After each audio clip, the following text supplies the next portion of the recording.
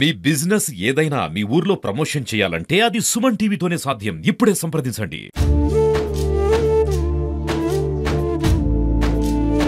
మావాడికి phone చేసేసి వాగు ఇక్కడ దాకా వచ్చిందిరా, ఎవరికైనా ఫోన్ చేసి చెప్పు కాపాడని చెప్పిండు. అంతే, అదే వాయిస్ తోనే లోపల కొట్టుకుని వెళ్ళిపోయారు.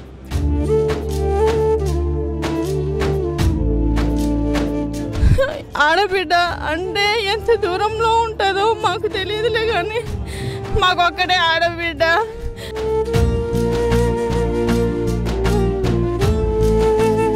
అసలు మా ఊరిలో పుట్టడం మా అదృష్టం.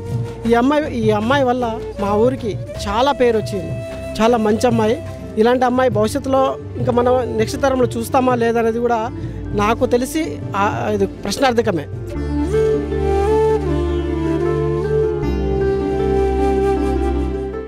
ఎవరి తలరాత ఎలా ఉంటుందో తెలియదు. ఎవరి జీవితం ఎప్పుడు ఎటువైపు తిరుగుతుందో తెలియదు. మరణం ఏ రూపంలో వస్తుందో, ఏ క్షణంలో వస్తుందో అంతు చిక్కదు. ఆకేరు వాగులో కొట్టుకుపోయిన అగ్రికల్చర్ సైంటిస్ట్ అశ్విని కథ వింటే కన్నీరు ఆగదు. మృత్యువే ఆమెని పిలిచిందా, ఆమె నుదుటి రాత అలాగుందా అనే బాధ కలుగుతుంది. మరణం ఇంత త్వరగా వస్తుందని మాత్రం అశ్విని అనుకోలేదు.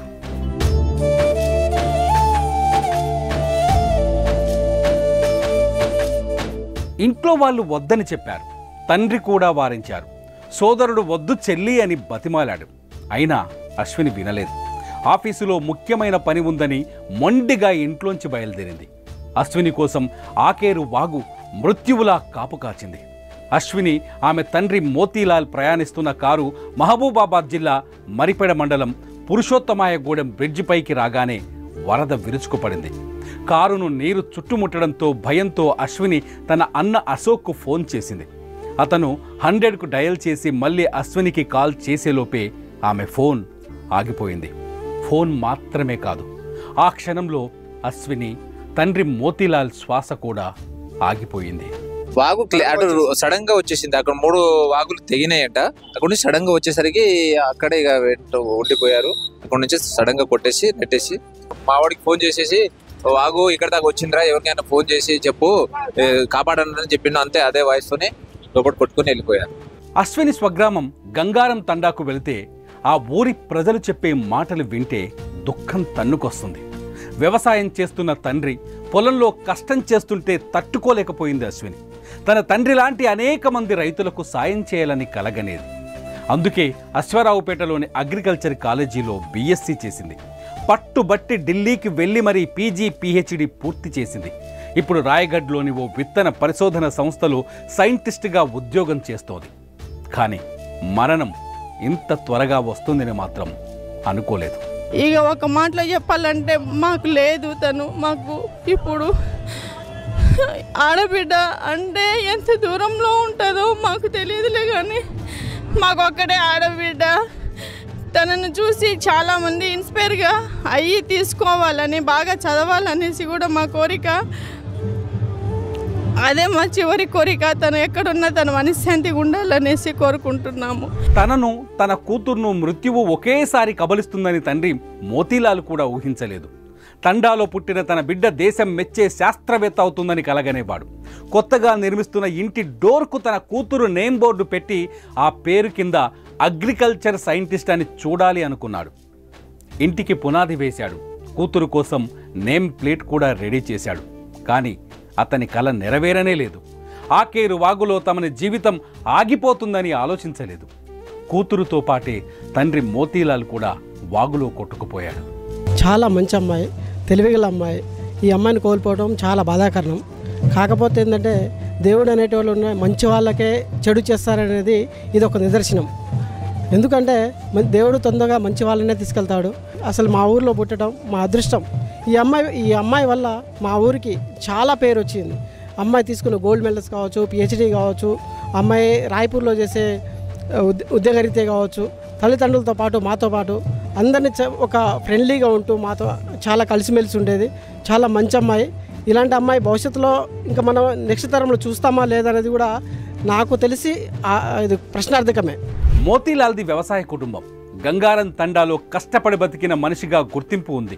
కొడుకు అశోక్ కుమార్ను, కూతురు అశ్వినిని ఎంతో కష్టపడి చదివించాడు. ప్రభుత్వ హాస్టల్లో ఉంటూ తండ్రికి కష్టం కలగకుండా చదువుకున్నారు.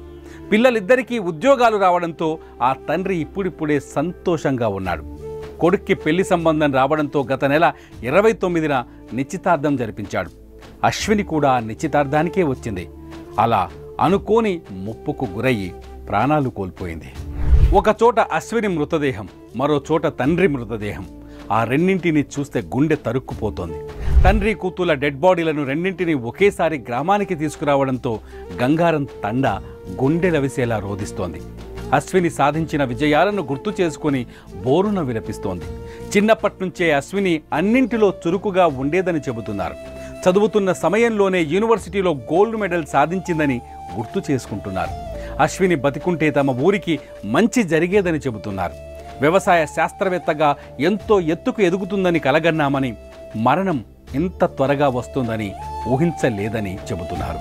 Personally, like we are seeing her as a very good girl. Like she's kind of ideal for everyone. Like people are thinking like if girl is there, like she should be like this. I mean, she is very motivated to others. Yeah, so she was very motivating, and she was having very positive aura. So people were liking that, and people were like to be around her. So she was motivating the people, and she was totally positive most of the time. So that's what we always remember about her. So this is very unfortunate event, and we lost one of the maybe one of the greatest scientist, future agriculture scientist we lost. So it's very unfortunate.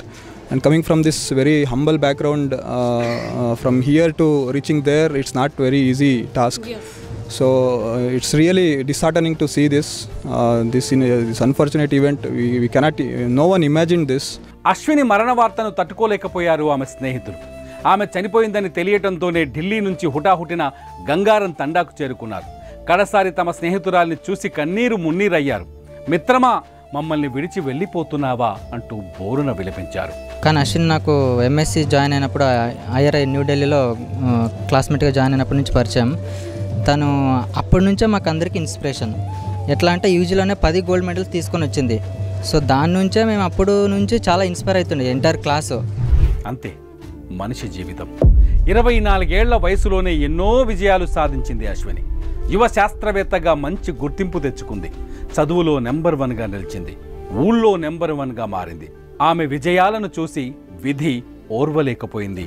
మృత్యువై కాటేసింది. అశ్విని కథను తలుచుకుంటే ఎవరికైనా కన్నీరు వస్తుంది.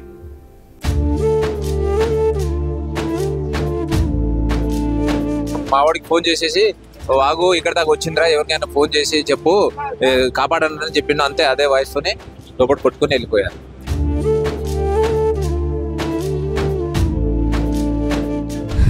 ఆడబిడ్డ అంటే ఎంత దూరంలో ఉంటుందో మాకు తెలియదులే, కానీ మాకు ఒక్కడే ఆడబిడ్డ.